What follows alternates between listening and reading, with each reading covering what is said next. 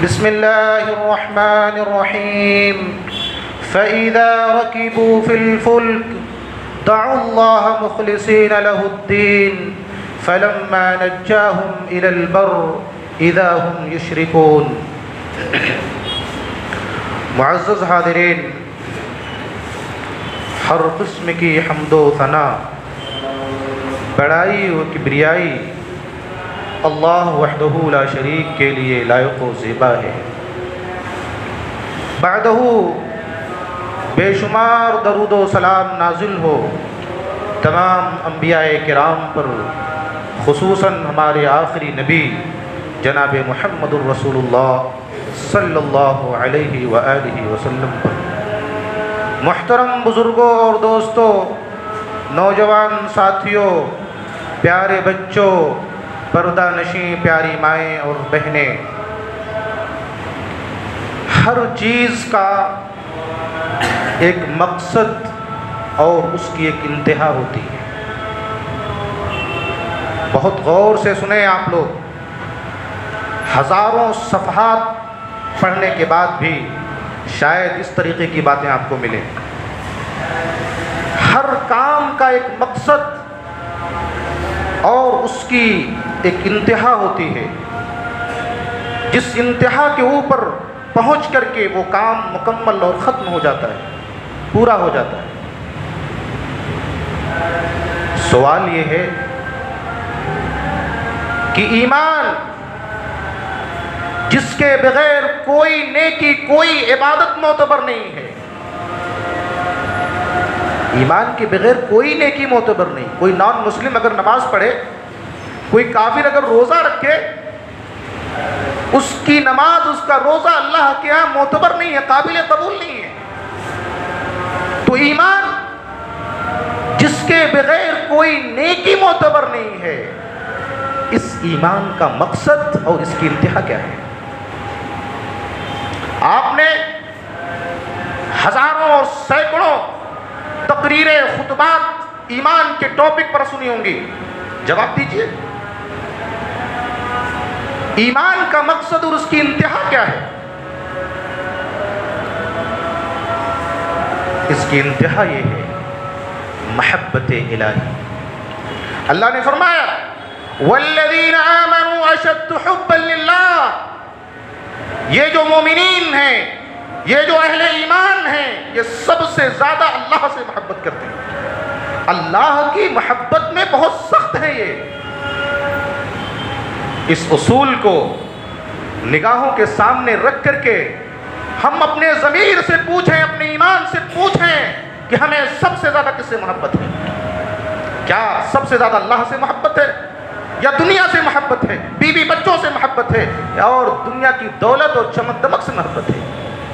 والذین آمنوا اشد حبا للہ، سب سے زیادہ اہل ایمان مومنین یہ اللہ سے محبت کرتے ہیں، اور یہ محبت کی انتہا ہے، ایمان کی انتہا ہے.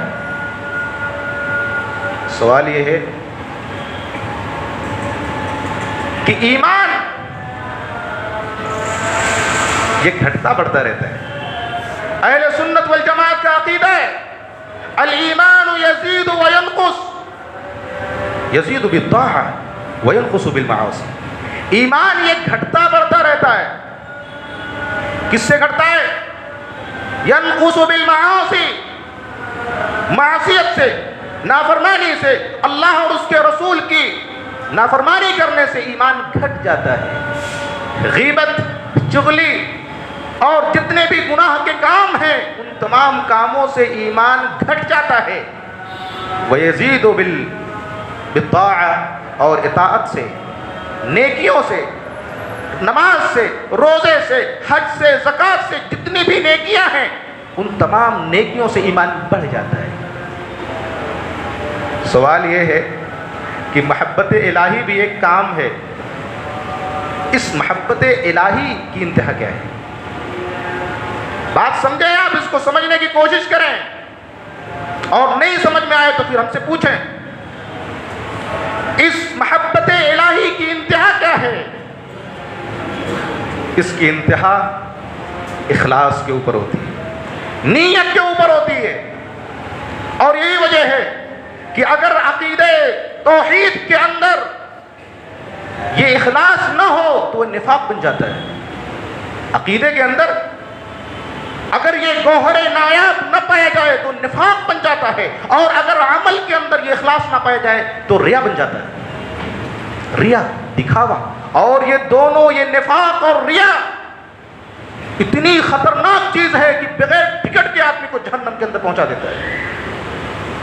بغیر سوال اور جواب کے آدمی کو جہنم کے اندر پہنچا دیتا ہے. اتنی خطرناک چیز ہے یہ نفاق اور یہ ریا، یہ دکھاوا. اللہ نے فرمایا فَوَيْلٌ لِّلْمُصَلِّينَ الَّذِينَ هُمْ عَنْ صَلَاتِهِمْ سَاهُونَ الَّذِينَ هُمْ يُرَاءُونَ. ویل ہے، تباہی ہے، جہنم ہے مصلیوں کے لیے، نمازیوں کے لیے. اللہ اکبر. الَّذِينَ هُمْ عَنْ صَلَاتِهِمْ سَاهُونَ. جانتے ہیں ایک سہو فی الصلاۃ اور ایک سہو عن الصلاۃ ہے. دونوں میں زمین اور آسمان کا فرق ہے. سہو عن الصلاۃ اس پر گرفت ہے، اور سہو فی الصلاۃ اس پر گرفت نہیں ہے، مؤاخذہ نہیں. سہو فی الصلاۃ کیا ہے؟ آدمی نماز پڑھ رہا ہے، بھول گیا، 4 رکعت کی جگہ پہ 2 رکعت پڑھا دیا. رسول اللہ صلی اللہ علیہ وسلم نے ظہر کی ایک مرتبہ 5 رکعت پڑھا دی، ایک مرتبہ 2 ہی رکعت پر سلام پھیر دیا. ایک مرتبہ فجر کی نماز پڑھا رہے، قرأت آپ کے اوپر گڑبڑ ہو گئی، تو یہ سہو فی الصلاۃ ہے. اس پر گرفت نہیں ہے، مؤاخذہ نہیں ہے، یہ اللہ کی طرف سے معاف ہے. لیکن سہو عن الصلاۃ الذین هم عن صلاتهم ساہون، اس پر گرفت ہے، اور گرفت کیسی ہے؟ ویل ہے، جہنم ہے. سہو عن الصلاۃ کیا ہوتا ہے؟ سہو عن الصلاۃ آدمی نماز سے غفلت برتے. آدمی نماز کا وقت ہو گیا، گھروں کے اندر بیٹھا ہوا ہے، کام کاج میں لگا ہوا، یہ سہو عن الصلاۃ ہے. وقت پر نماز کو ادا نہ کرنا یہ سہو عن الصلاۃ ہے. اور ایک اور چیز بھی اس کے اندر آپ ایڈ کر لیجئے کہ نماز محمدی نہیں ہو. نماز محمدی سمجھتے ہیں؟ رسول اللہ صلی اللہ علیہ وسلم کے بتائے ہوئے طریقے پر وہ نماز ادا نہیں ہو رہی ہے، یہ بھی سہو عن الصلاۃ ہے. آدمی اپنی منچاہی نماز پڑھ رہا ہے، نہ صحیح سے قیام ہو رہا ہے، نہ صحیح سے رکوع ہو رہا ہے، نہ صحیح سے سجدہ ہو رہا ہے. رسول اللہ نے فرمایا الیدان تسجدان کما یسجد الوجہ، یہ ہتھیلیاں، یہ ہاتھ، یہ انگلیاں یہ سجدہ کرتی ہیں جیسے چہرہ سجدہ کرتا ہے. ہم سجدے کے حالت میں اپنے ہاتھوں کیسے انگلیاں بکھری ہوتی ہیں، قبلے کی طرف نہیں ہوتی، یمین و شمال، اتر اور دکن کی طرف نہ جانے کہاں کس طرح سے ہم اپنے ہاتھوں کو رکھتے ہیں سجدے کے اندر. یہ نماز محمدی نہیں ہے، یہ ہماری اپنی نماز ہے، یہ ہماری اپنی کیفیت ہے. تو سہو عن الصلاۃ ہے، لہذا ویل ہے. آگے کا جو جملہ ہے الذین هم یراؤون، جو ریاکاری کرتے ہیں، دکھاوا کرتے ہیں، ایسے لوگوں کے لیے ویل ہے. اب دیکھ رہے ہیں آدمی کے اخلاص اور عقیدے کے اندر اخلاص نہ ہو تو نفاق بن جاتا ہے، اور اگر عمل کے اندر اخلاص نہ ہو تو ریا بن جاتا ہے. اور یہ دونوں چیزیں اللہ نے فرمایا ان المنافقین فی الدرک الاسفل من النار. نفاق زدہ شخص، نفاق کس کو کہتے ہیں؟ دل میں کچھ ہے، زباں پہ کچھ ہے، ابھی کچھ ہے اور 1 گھنٹے کے بعد کچھ ہے، آج کچھ ہے کل کچھ ہے، یہ نفاق ہے. آدمی کفر کو دل کے اندر چھپائے رکھے اور اسلام کو زبان سے ظاہر کرے، یہی نفاق ہے. رسول اللہ اور اللہ تبارک و تعالیٰ نے ایسے لوگوں کے تعلق سے فرمایا فی الدرک الاسفل من النار، جہنم کے سب سے نچلے طبقے میں. لہذا اپنی نیتوں کو خالص کیجئے، یہ رمضان کا مہینہ آنے والا ہے. تمام کام کاج کو چھوڑ کر کے ایک مرتبہ غور کیجئے، سنجیدگی سے اپنی نیتوں کو، اپنے ایمان کا جائزہ لیجئے اور اس کو ٹھیک کرنے کی کوشش کیجئے، ورنہ ساری کی ساری عبادتیں، سارے کے سارے کام سب بیکار ہو جائیں گے. آدمی تمام طرح کی تیاریاں کرتے ہیں، شاپنگ کر رہا ہے، رمضان کے لیے سب کچھ تیاری کر رہا ہے، مگر اپنے ایمان کا اور اپنی نیت کا، اپنے اخلاص کا وہ جائزہ نہیں لیتا. ایک مرتبہ اس کو بیٹھ کر کے سنجیدگی سے سوچتا نہیں کہ میں اپنے ایمان کی اصلاح کر لوں، اپنی نیت کی اصلاح کر لوں، کبھی نہیں غور کرتا ہے. سوچتا ہے میں جو کر رہا ہوں بہت اچھا، وَهُمْ يَحْسَبُونَ أَنَّهُمْ يُحْسِنُونَ صُنْعًا، ہم تو بڑا اچھا کر رہے ہیں. یہ اچھا یہ لے ڈوبتا ہے آدمی کو. یہ اتنی خطرناک چیز ہے کہ آدمی کو جہنم کے اندر پہنچاتا ہے. اور جو لوگ نماز پڑھتے ہی نہیں ہیں ان کا تو حشر اور برا ہونے والا ہے. تو اللہ تبارک و تعالیٰ نے یہ اخلاص اللہ کے یہاں اتنی قدر اور قیمت ہے کہ مومن تو مومن اگر ایک کافر بھی پورے اخلاص کے ساتھ اللہ سے دعا کر لے تو اللہ اس کی دعا کو ریجیکٹ نہیں کرتا ہے, قبول کر لیتا ہے. سورہ یونس کے اندر, سورہ عنکبوت کے اندر اللہ تبارک و تعالیٰ نے ایک ہی مضمون کو بیان کیا ہے, فَإِذَا رَكِبُوا فِي الْفُلْكِ دَعَوُا اللَّهَ مُخْلِصِينَ لَهُ الدِّينَ. یہ نان مسلم, یہ شر, ایک مشرک جب یہ کشتی پہ سوار ہوتے ہیں اور کشتی بیچ سمندر میں آ کر کے پھنس جاتی ہے, سمندر کی بھنور اور سمندر کی طغیانی اور تھپیڑوں میں پھنس جاتی ہے, تو یہ مشرک کیا بولتے ہیں؟ دعوا اللہ مخلصین لہ الدین. اللہ تبارک و تعالیٰ ہی کو پکارتے ہیں, اس کے دین کو, اس کی عبادت کو خالص کرتے ہوئے اللہ کو پکارتے ہیں. یہ تناقض دیکھ رہے ہیں. اللہ فرماتا ہے فَإِذَا فَلَمَّا نَجَّاهُمْ إِلَى الْبَرِّ, جب ہم ان کو نجات دے دیتے ہیں, ساحل سمندر پر پہنچا دیتے ہیں, اِذَا هُمْ يُشْرِكُونَ, پھر یہ شرک کرنے لگتے ہیں. چونکہ ان کی ایک طبیعت, ایک مزاج بن گیا ہے. جیسے جو آدمی غیبت کرتا ہے, چغلی کرتا ہے, ان کو لاکھ سمجھاؤ کہ یہ گناہ کبیرہ ہے, یہ مردہ بھائی کا گوشت کھانا ہے, یہ اس سے ایمان میں کمی ہو جاتی ہے, لیکن نہیں, وہ جب تک غیبت نہیں کریں گے, چغلی نہیں کریں گے, ان کا کھانا ہضم نہیں ہوتا ہے, ان کو سکون نہیں آتا ہے. ایسے یہ مشرک کا حال ہے کہ جب اللہ ان کو ساحل سمندر پر ان کو نجات دے دیتا ان کی مصیبتوں سے, اذا ہم یشرکون, پھر شرک کرنے لگے. ان کی ایک طبیعت, ایک مزاج بن گیا ان کا. حضرت اکرمہ رضی اللہ تعالیٰ عنہ یہ اسی تناقض کو دیکھ کر کے وہ مسلمان ہو گئے. رسول اللہ صلی اللہ علیہ وسلم نے جب مکہ کو فتح کیا تو یہ فرار ہو کر کے بھاگ گئے کہ رسول اللہ صلی اللہ علیہ وسلم کی گرفت سے بچ سکیں. حبشہ جانے کے لیے ایک کشتی میں سوار ہوئے, اور جب کشتی بیچ سمندر میں پہنچی تو سمندر کی موجوں اور تھپیڑوں کے درمیان پھنس گئی. اب ڈوبے کہ تب ڈوبے. کشتی میں موجود تمام لوگ ایک دوسرے سے کہنے لگے کہ دیکھو بھائیو, اس مصیبت سے صرف وہی اوپر والی ذات ہم کو نجات دے سکتی ہے, لہذا سب کے سب پورے اخلاص کے ساتھ اس ذات کو, اس ہستی کو پکارو. حضرت اکرمہ نے جب یہ سنا تو حیرت میں پڑ گئے, کہنے لگے وہ ذات رب ذوالجلال والاکرام کی جو اس مصیبت کے اندر ہم کو بچا سکتی ہے, نجات دے سکتی ہے, وہ خشکی کے اندر بھی ہم کو بچا سکتی ہے. انہوں نے فوراً عہد کیا, فوراً اللہ تبارک و تعالیٰ سے وعدہ کیا کہ اے اللہ, اگر میں یہاں سے صحیح سالم بچ گیا, ساحل سمندر پر پہنچ گیا, تو میں یہاں سے نکل کر کے تیرے رسول محمد صلی اللہ علیہ وسلم کے ہاتھ پر جا کر کے بیعت کروں گا, ایمان لے آؤں گا میں. اور وہ اللہ تبارک و تعالیٰ نے ان کو بچا لیا, اور وہ گئے, بعد میں مسلمان ہو گئے. دیکھنا اس آیت کریمہ کے اندر کہ اگر ایک کافر بھی اخلاص کے ساتھ, اچھی نیت کے ساتھ اگر وہ دعا کر لے تو اس کی دعا کو بھی اللہ قبول کر لیتا ہے. تو مومن, کافر بھی اخلاص کی اتنی قدر و قیمت اللہ تبارک و تعالیٰ کے یہاں ہے. سوال یہ ہے کہ آدمی کا ایمان اور انسان کا کفر, انسان کی عبادت اور انسان کا انکار, یہ دونوں لمیٹڈ چیزیں ہیں. لمیٹڈ ہے کہ نہیں؟ ایک آدمی 60 سال جیتا ہے, 100 سال جیتا ہے تو ایمان والا بنا رہتا ہے, عبادت کرتا ہے 60 سال 70 سال. ایک آدمی اللہ کے ساتھ شرک کرتا, اللہ کو نہیں مانتا, وہ بھی 60 سال 100 سال جیتا رہتا ہے. تو یہ دونوں ایمان اور کفر, عبادت اور انکار, یہ دونوں لمیٹڈ چیزیں ہیں. تو اس کی جزا یا سزا یہ انلمیٹڈ کیوں ہے؟ جزا جنت, سزا جہنم, یہ انلمیٹڈ کیوں ہے؟ جنتیوں کو ہمیشہ کے لیے جنت میں ڈالا جائے گا, اور جہنمیوں کو, جو مشرکین ہیں, جو منافقین ہیں, جو کرمنل لوگ ہیں اللہ کی نظر میں, وہ ان کو ہمیشہ کے لیے جنت, خلود فی النار اور خلود فی الجنہ. یہ تو عدل و انصاف کے تقاضے کے خلاف ہے کہ ایک آدمی 60 سال شرک کر رہا ہے اور اس کو ہمیشہ کے لیے جہنم میں ڈالا جا رہا ہے. یہ اللہ کے عدل و انصاف کے تقاضے کے خلاف ہے. ایسا کیوں؟ بات سمجھ رہے ہیں؟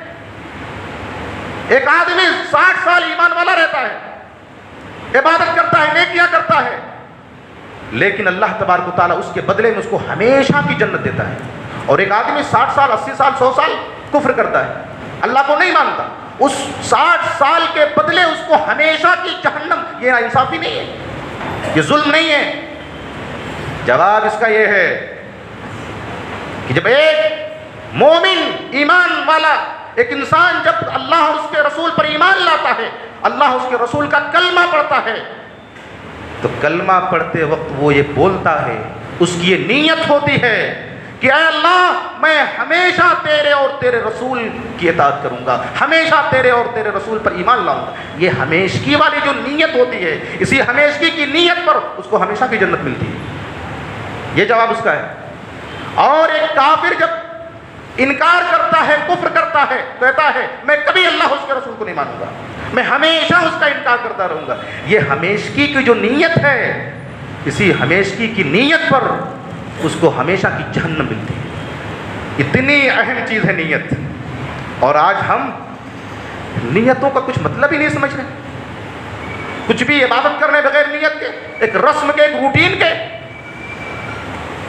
اللہ تبارک و تعالیٰ فرماتا ہے حَتَّى إِذَا جَاءَ أَحَدَهُمُ الْمَوْتُ قَالَ رَبِّ ارْجِعُونِي لَعَلِّي أَعْمَلُ صَالِحًا. ان کافروں کے اوپر جب موت آتی ہے تو بولتے ہیں کیا بولتے ہیں؟ اے اللہ مجھے دوبارہ لوٹا دے دنیا کے اندر, لَعَلِّي أَعْمَلُ صَالِحًا, میں ایمان والا بن جاؤں گا, اچھے اعمال کر لوں گا. اللہ فرماتا ہے کلا, نہیں, ہرگز نہیں, انها کلمۃ هو قائلها, یہ ایک کلمہ ہے, ایک قول ہے جس کا وہ قائل ہے, صرف زبانی کہہ رہا ہے, ابھی ہم اس کو دوبارہ دنیا میں بھیج دیں گے تو وہی رفتار بے ڈھنگی جو پہلے تھی وہ اب بھی جاری رہے گی. ہمارا قانون یہ نہیں ہے کہ مرنے کے بعد ہم دوبارہ کسی کو دنیا کے اندر بھیجیں, یہ صرف زبانی کا کہہ رہے ہیں, ہمارے عذاب کو دیکھ کر کے یہ کہہ رہے ہیں کہ دنیا میں بھیج دو تو ہم ایمان والے اور اچھے عمل کرنے والے بن جائیں گے. ایسا نہیں, یہ اپنی اسی پرانی روش پر پھر چل پڑیں گے. تو اللہ تبارک و تعالیٰ کے ہاں نیت کتنی اہمیت ہے, اسی نیت کی وجہ سے آدمی کو ہمیشہ کی جنت اور ہمیشہ کی جہنم ملتی ہے. عبداللہ ابن مبارک کا قول ہے جسے علامہ رجب حنبلی نے اپنی کتاب جامع العلوم کے اندر نقل کیا ہے, کہتے ہیں رب عمل صغیر تعظمہ النیہ ورب عمل کبیر تصغرہ النیہ. اتنا شاندار قول ہے کہ آب زر سے لکھے جانے کے لائق ہے. بہت سے چھوٹے اعمال, چھوٹا عمل, رب عمل صغیر, چھوٹا عمل, تعظمہ النیہ, نیتیں اس چھوٹے عمل کو بہت بڑا بنا دیتی ہیں. ایک پیسہ, ایک پائی بھی اگر آدمی اللہ کی خوشنودی کے خاطر پورے اخلاص کے ساتھ اللہ کی راہ میں خرچ کر رہا ہے تو ایک پائی بھی احد پہاڑ سے بھی بڑا جو ہے اللہ کے ہاں بن سکتا ہے, بہت بڑا اللہ اسے بنا سکتا ہے. اور دلیل کے طور پر یہ حدیث رسول آپ سن لیجیے. رسول اللہ صلی اللہ علیہ وسلم نے ارشاد فرمایا لا تسبوا اصحابی فوالذی نفسی بیدی لو ان احدکم انفق مثل احد ذهبا. اے لوگوں, میرے صحابہ کو گالی مت دو, برا بلا مت کہو, قسم ہے اس ذات کی جس کے ہاتھ میں میری جان ہے. لو ان احدکم, تم میں سے کوئی شخص احد پہاڑ کے برابر سونا بھی اللہ کی راہ میں خرچ کر دے. دیکھ رہے ہیں احد پہاڑ کتنا بڑا پہاڑ ہے مدینہ کے اندر, اس کے برابر سونا خرچ کر دے تو میرے صحابہ نے ایک مد یا آدھا مد جو اللہ کی راہ میں خرچ کیا نا اس کے برابر نہیں پہنچ سکتے. دیکھ رہے ہیں ایک مد اور آدھے مد کو اللہ کے رسول نے کس سے تشبیہ دی ہے؟ احد پہاڑ کے. کتنا چھوٹا عمل ہے, لیکن احد پہاڑ کے برابر سونا خرچ کرنے کے برابر بھی نہیں ہو سکتا. آپ اندازہ کیجیے, رب عمل صغیر, بہت سے چھوٹے عمل نیتیں اس کو بہت بڑا بنا دیتی ہیں, اور بہت سے بڑے عمل نیتیں ان کو بہت ہی حقیر اور بہت ہی معمولی بنا دیتی ہیں.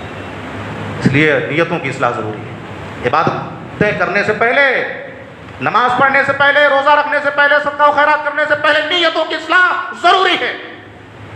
اور صحابی رسول صلی اللہ علیہ وسلم عبداللہ بن مسعود رضی اللہ تعالیٰ عنہ کا قول یہ ہیرے کے ترازو میں تولے جانے کے قابل ہے. وہ فرماتے ہیں لا ينفع قول الا بعمل ولا ينفع قول وعمل الا بنیہ ولا ينفع قول وعمل ولا ونیۃ الا یوافق السنہ. کہتے ہیں کوئی قول بغیر عمل کے نفع بخش نہیں، اور کوئی قول کوئی عمل بغیر نیت کے نفع بخش نہیں ہے، فائدہ نہیں پہنچا سکتا. اور کوئی قول کوئی عمل کوئی نیت اس وقت تک فائدہ نہیں پہنچا سکتی جب تک کہ وہ یوافق السنہ، سنت کے مطابق نہ ہو. آج ہماری نمازیں، آج ہمارے روزے، آج ہماری تمام نیکیاں کیا یہ سنت کے مطابق ہیں؟ نماز پڑھ رہے ہیں، سنت کا کچھ اٹا پتہ نہیں، نہ سترا ہے، نہ صحیح سے رکوع ہے، نہ سجدہ ہے، کچھ نہیں. کوئی قول کوئی عمل کوئی نیت اس وقت تک درست نہیں، نیت بھی درست نہیں ہو سکتی جب تک کہ وہ سنت رسول صلی اللہ علیہ وسلم کے مطابق نہ ہو. اور دلیل کے طور پر بخاری کی حدیث سماعت کیجیے آپ. حضرت براء بن عازب رضی اللہ تعالیٰ عنہ فرماتے ہیں کہ رسول اللہ صلی اللہ علیہ وسلم نے ارشاد فرمایا من صلی صلاتنا ونسک نسکنا فقد اصاب النسک ومن نسک قبل الصلاة فإنه قبل الصلاة لا نسک له.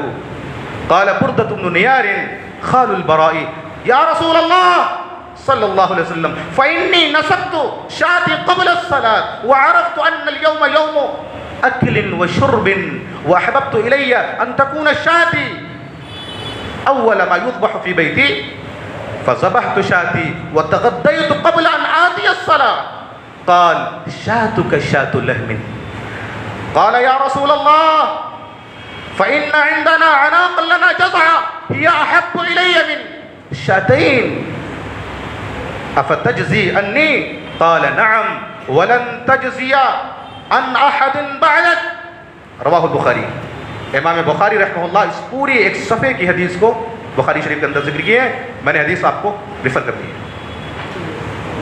براء بن عازب رضی اللہ تعالیٰ عنہ فرماتے ہیں کہ رسول اللہ صلی اللہ علیہ وسلم عید الاضحیٰ کا خطبہ دے رہے ہیں نماز عید ادا کرنے کے بعد، اور فرما رہے ہیں من صلی صلاتنا، جس نے ہماری نماز پڑھی. یہ دیکھو ہماری نماز، جو نماز نبی نے پڑھی ہے، جو نماز نبی کے صحابہ نے پڑھی ہے، نماز وہ ایکسیپٹڈ ہے. ہماری اپنی منچاہی نماز، صرف اٹھک بیٹھک والی نماز ایکسیپٹڈ نہیں اللہ کی نظر. من صلی صلاتنا، جس نے ہماری نماز پڑھی. ونسک نسکنا، اور جس نے ہمارے طریقے پر قربانی کی ہے، ہمارے بتائے ہوئے طریقے کے اوپر قربانی کی ہے. فقد اصحاب النسک، اس کی نماز بھی قبول ہو گئی، اس کی قربانی بھی قبول ہو گئی.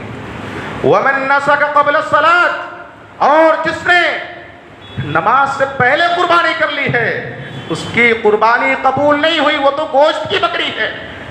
ایک صحابی کھڑے ہو گئے، کہا یا رسول اللہ صلی اللہ علیہ وسلم، اے اللہ کے رسول صلی اللہ علیہ وسلم، یہ آپ کیا کہہ رہے ہیں؟ ارے میں نے تو نماز سے پہلے ہی اپنی بکری کو ذبح کر دیا، قربان کر دیا. وعرفت ان اليوم یوم اکل و شرب، میں یہ جانتا تھا کہ آج کا دن کھانے پینے کا دن ہے، بقرعید کا دن کھانے پینے کا دن ہے. لہذا مجھے یہ بات بہت پسند لگی کہ میں سب سے پہلے اپنی بکری کو ذبح کر دوں اور خود کھاؤں، اپنے بیوی بچوں کو، اپنے دوست احباب کو، اپنے پڑوسیوں کو کھلاؤں. فذبحت شاتی، میں نے اپنی بکری کو قربان کر دیا. اور وتغدیت قبل ان آتی الصلاۃ، اور نماز کے لیے آنے سے پہلے میں خود کھا پی کر کے، کھلا پلا کر کے تب آ رہا ہوں نماز کے لیے. بخاری کی حدیث ہے. وتغدیت قبل ان آتی الصلاۃ، نماز کے لیے نکلنے سے پہلے میں کھا پی چکا ہوں، تب آیا ہوں نماز کے لیے.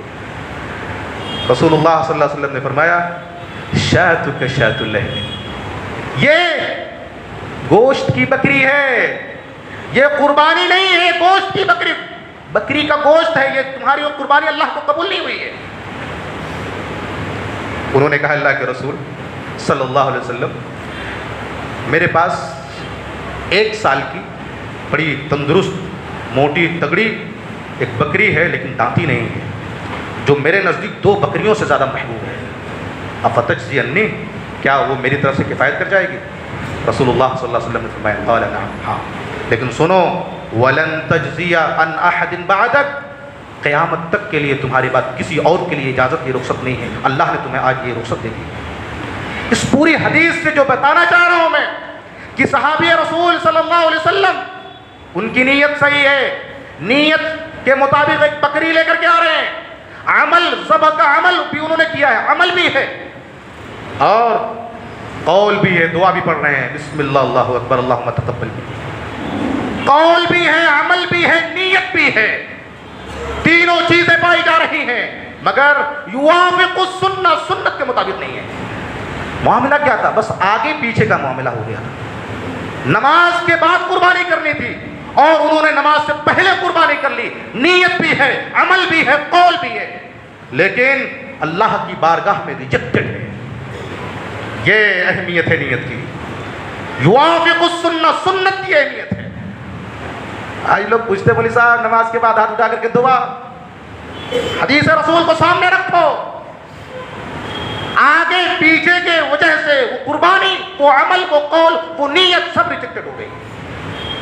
دادا آدمی کو نیکیاں کرنے سے پہلے، کوئی عمل کرنے سے پہلے، کچھ بولنے سے پہلے اور اپنی دل کے اندر نیت کرنے سے پہلے سنت رسول کو سامنے رکھنا چاہیے۔ کوئی بات، کوئی عمل، کوئی نیت سنت رسول صلی اللہ علیہ وسلم کی روشنی میں ہونا چاہیے۔ اور نیت بعض مرتبہ عادتیں یہ عبادت بن جاتی ہیں اور بعض مرتبہ عبادتیں عادت بن جاتی ہیں، عبادت عادت اور عادت عبادت بن جاتی ہے اسی نیت کی وجہ سے۔ وقت نہیں ہے، 1:03 ہو گیا ہے۔ ایک حدیث، بخاری کی پہلی حدیث، جس حدیث سے امام بخاری رحمہ اللہ نے اپنی کتاب کا آغاز کیا ہے۔ حضرت عمر فاروق رضی اللہ تعالیٰ عنہ فرماتے ہیں، رسول اللہ صلی اللہ علیہ وسلم نے ارشاد فرمایا، انما الاعمال بالنیات وانما لكل امرئ ما نوى فمن كانت هجرته الى الله ورسوله فهجرته الى الله ورسوله ومن كانت هجرته الى دنيا يصيبها او امرأة ينكحها فهجرته الى ما هاجر اليه، رواه البخاری۔ عمر فاروق رضی اللہ تعالیٰ عنہ فرماتے ہیں کہ رسول اللہ صلی اللہ علیہ وسلم نے ارشاد فرمایا، انما الاعمال بالنیات، تمام اعمال کا دار و مدار نیتوں کے اوپر ہے۔ نماز کا، روزے کا، حج کا، زکوٰۃ کا، صدقہ کا، خیرات، سب ڈیپینڈنٹ ہے نیت کے اوپر۔ یہ جو الاعمال ہے، انما الاعمال، الاعمال الف لام جانتے ہیں؟ اعمال کئی طرح کے ہوتے ہیں، ایک زبان کے اعمال ہوتے ہیں، ایک اعضاء و جوارح کے اعمال ہوتے ہیں اور ایک دل کے اعمال ہوتے ہیں۔ وقت نہیں ہے، ان تینوں اعمال کی درستگی نیت کے اوپر موقوف ہے۔ نیت جب صحیح ہوگی تو عمل، قول یہ سب صحیح ہوگا، اور اگر نیت صحیح نہیں ہے، نیت کے اندر اخلاص نہیں ہے، تو آدمی کتنا بھی کوشش کر لے، کتنا بھی اس کا پرچار کر لے، کتنا بھی کچھ کر لے، کوئی اللہ کی بارگاہ میں کچھ قبول ہونے والا نہیں۔ انما الاعمال بالنیات وانما لكل امرئ ما نوى، اور ہر آدمی کے لیے وہی کچھ ہے جس کی اس نے نیت کی ہے۔ نیت اتنی اہم چیز ہے، جس چیز کی اس نے نیت کی ہے وہی اس کے لیے۔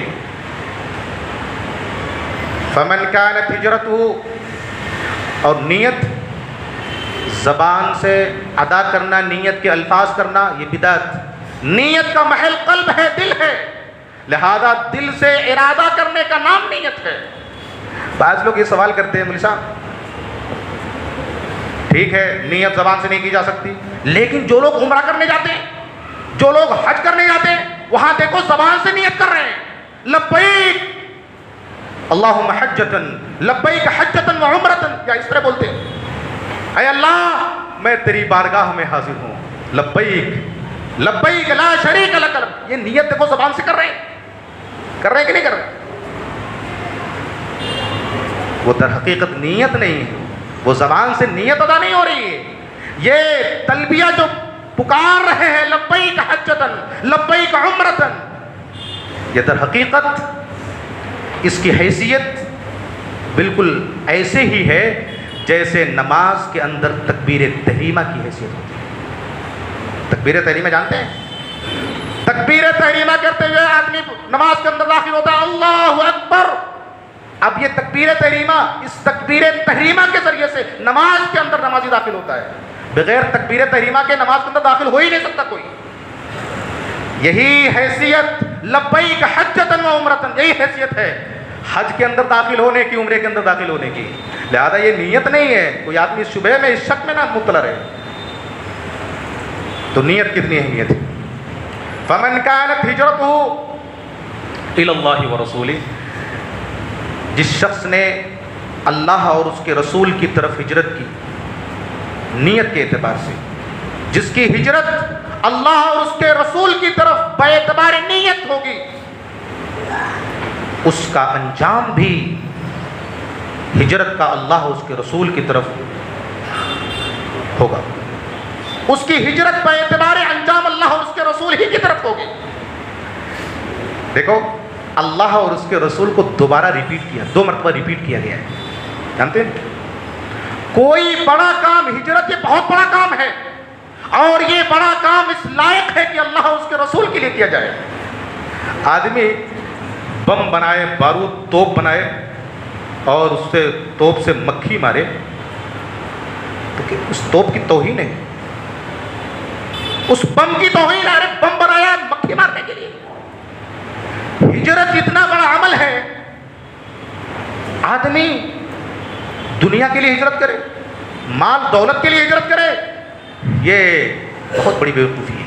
اور فمن كانت ہجرتہ الی اللہ ورسولہ، جس کی ہجرت بے اعتبار نیت اللہ اور اس کے رسول کی طرف. دیکھو بسا اوقات کیا ہوتا ہے، اللہ اور اس کے رسول کو ایک ساتھ لانا بسا اوقات شرک ہو جاتا ہے اور بسا اوقات جائز ہوتا ہے. جیسے ایک صحابی آئے اور کہا اللہ کے رسول ما شاء اللہ و شئت، جو آپ چاہیں، جو اللہ چاہے. آپ نے کیا فرمایا؟ اجعلتنی للہ ندا، تو نے مجھے اللہ کا شریک بنا دیا. اس طرح مت کہو، بل قل ما شاء اللہ وحدہ، صرف کہو کہ جو اللہ چاہے. میں کچھ نہیں چاہ سکتا، میرے چاہنے سے. 2 چیزیں ہیں، امور کونیہ، امور شرعیہ. امور کونیہ کے اندر آپ اللہ اور اس کے رسول کو ایک ساتھ جمع نہیں کر سکتے، شرک ہو جائے گا. جیسے کوئی کہے کیا کل بارش ہوگی، کل بارش ہوگی. اب کوئی آدمی کہے اللہ اور اس کے رسول زیادہ جانتے ہیں. شرک. یہ بارش ہونا، کل کیا ہوگا، یہ صرف اور صرف اللہ کو معلوم ہے. لیکن کوئی پوچھے یہ حلال ہے یا حرام ہے، یہ جائز ہے ناجائز، آپ کہہ سکتے ہیں اللہ اس کے رسول زیادہ جانتے ہیں. اس لیے کہ حلال اور حرام کی باتیں اللہ نے اپنے رسول کو بیان کر دی. تو امور کون کے اندر آپ اللہ اور اس کے رسول کو ایک ساتھ ملا نہیں سکتے. امور شریعت کے اندر آپ اللہ اور اس کے رسول کو بول سکتے ہیں. وہیں پر فمن كانت ہجرتہ الی اللہ ورسولہ فہجرتہ الی ما ہاجر فہجرتہ الی اللہ ورسولہ. اور جس کی ہجرت اللہ اور اس کے رسول کی طرف نہیں بلکہ دنیا کی طرف یا کسی عورت کے لیے، اسے شادی کرنے کے لیے اس نے نیت کی ہے، فہجرتہ الی ما ہاجر الیہ، تو اس کی ہجرت اسی کی طرف ہے جس چیز کے لیے اس نے نیت کی ہے. یہ اہمیت ہے شریعت کے اندر، اسلام کے اندر، اور اللہ تبارک و تعالیٰ کے یہاں نیت کی، اخلاص کی. لہذا رمضان المبارک کا مقدس مہینہ آ رہا ہے، رحمتوں کا، برکتوں کا، عبادتوں کا، نیکیوں کا مہینہ ہے، موسم بہار ہے. اس مہینے میں داخل ہونے سے پہلے ہم اپنے ایمان کی، اپنے نیتوں کی اصلاح کریں. اللہ تبارک و تعالیٰ ہمیں اچھی سمجھ اور اچھے عمل کی توفیق عطا فرمائے. اللہ تبارک و تعالیٰ ہمیں رمضان کے مہینے سے جو ہے پورا فائدہ اٹھانے کی توفیق عطا فرمائے. اقول قولی ھذا استغفر اللہ لی ولکم ولسائر المسلمین واستغفروہ انہ هو الغفور الرحیم.